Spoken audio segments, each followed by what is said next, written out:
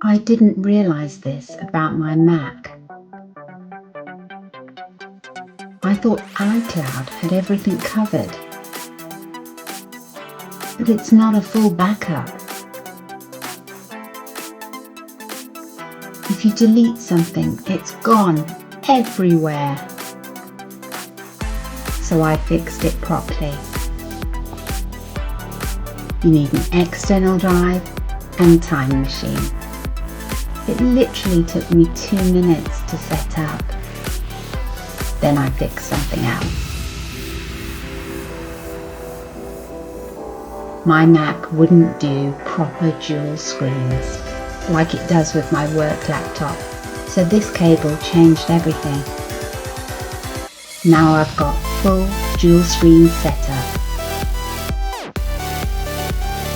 Simple upgrades, big difference.